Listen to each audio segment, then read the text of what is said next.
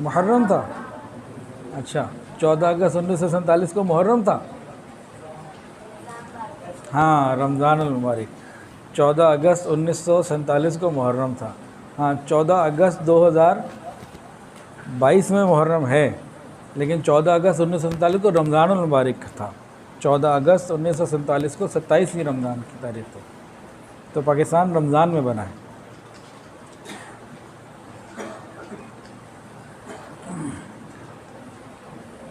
14 اگست 1947 کو مسلمانوں کو کیا ملا؟ آزادی ملی۔ آزادی کسے کہتے ہیں؟ آپ میں سے کوئی بتائے گا یا میں بتا دوں؟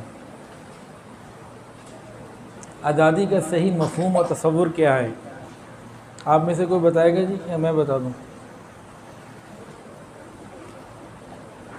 چلیں اب توجہ کے ساتھ بات کو سن لیجئے۔ آزادی کے دو الگ الگ نظریے ہیں، ایک مسلمانوں کا نظریہ ہے، ایک مغرب کا نظریہ ہے۔ ایک کس کا نظریہ ہے؟ مسلمانوں کا، اور دوسرا مغرب کا۔ مغرب سے مراد غیر مسلموں کا۔ آج دنیا میں لبرلزم بہت بڑھ گیا اور ہمارے پاکستان میں بھی بڑھتا چلا جا رہا ہے۔ یہ لبرلائزیشن کیا ہے؟ یہ ایک آزادی کا تصور ہی ہے۔ کیا؟ ہر قسم کی قید سے آزاد، وہ دین کی ہو، وہ قرآن پاک کی ہو، وہ رسول اللہ صلی اللہ علیہ وسلم کی ہو، وہ معاشرے کی کوئی اقدار ہوں، یا ہماری علاقائی کوئی چیزیں ہوں، ہر چیز سے آزادی کا نام لبرلزم ہے۔ لبرلزم کو بہت آسان سمجھنا ہو نا، وہ کیا؟ اپنی عقل اور اپنے دل کے مطابق زندگی گزارنا، جو میرا دل کرے کرو، میرے اوپر کوئی پابندی نہیں۔ یہ بات سمجھ میں آئی آپ کو؟ کیا اسلام اس بات کی اجازت دیتا ہے کہ ہم اللہ کی بات بھی نہ مانیں، نبی کی بات بھی نہ مانیں، قرآن کی بات بھی نہ مانیں، دین کی بات بھی نہ مانیں؟ کیا اسلام اس بات کی اجازت دیتا ہے؟ نہیں دیتا۔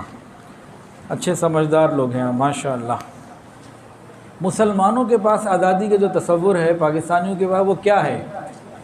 بتائیے، پاکستان کا مطلب کیا؟ لا الہ الا اللہ۔ اور پاکستان کی بقا کیا ہے؟ محمد الرسول اللہ۔ ہمارے رہنما کون ہیں؟ محمد الرسول اللہ۔ تو مسلمانوں کا آزادی کا تصور کیا ہے، اس کو سمجھ لیجئے۔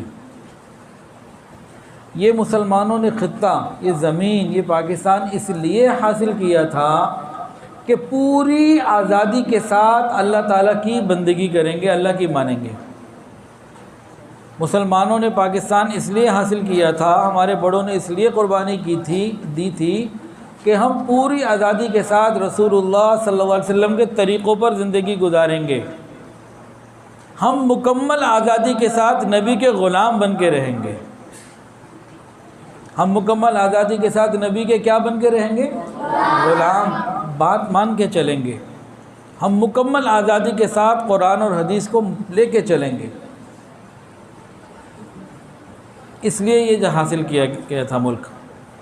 تو دو الگ الگ باتیں ہیں، آزادی کے تصور دو ہیں، ایک مغرب کا ہے ہر چیز سے آزاد، اور ایک اسلام کا ہے کہ اتنی آزادی کہ ہم اللہ کے بندے بن کے زندگی گزار سکیں۔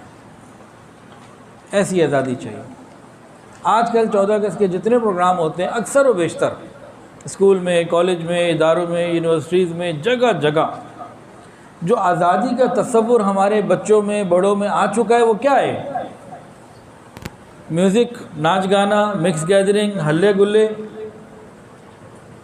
نمازیں نہ پڑھنا اور باجے بجانا۔ ہر بچے کے پاس باجا، یہ کیا ہے؟ یہ شیطان کا آلہ ہے باجا۔ جب کوئی بچہ، آج کل بچوں کے پاس آپ دیکھیں گے کل اور پرسوں باجے ہوں گے، شور مچا رہے ہوں گے۔ جب جو بچہ اس طرح باجے بجا رہا ہوگا، یہ کیا کر رہا ہے؟ وہ ان تحریک پاکستان کے شہداء کا مذاق اڑا رہا ہے۔ انہوں نے اس لیے قربانی دی تھی کہ ہمارے بچے باجے بجائیں، انہوں نے اس لیے قربانی دی تھی کہ یہ گانے گائیں، انہوں نے اس لیے قربانیاں دی تھیں کہ نماز ہی نہ پڑھیں؟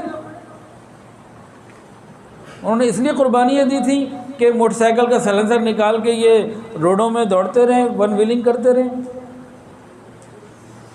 آج ہمارے ہاں معاشرے میں جو عملاً آزادی کا تصور ہے وہ لبرلزم والا ہے، اسلام والا نہیں ہے۔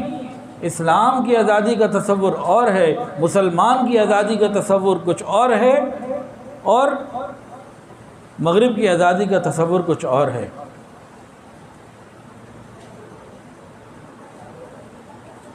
اب بات سمجھ میں آ گئی آپ لوگوں کو؟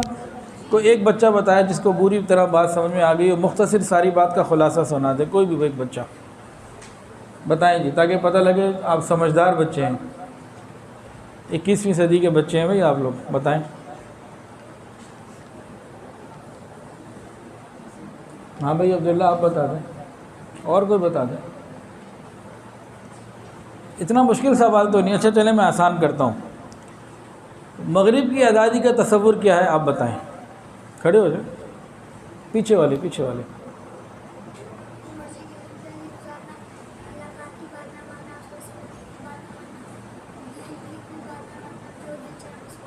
واہ جی واہ، ماشاءاللہ، بہترین۔ مسلمان کی آزادی کا تصور کیا ہے بتائیں؟ ہاں بتائیں۔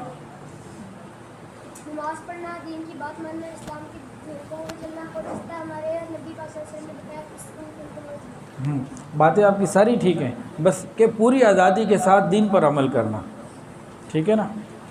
مسلمان کی آزادی کا تصور یہ ہے۔ اب چھوٹے چھوٹے 3 سوال، چھوٹے چھوٹے سے۔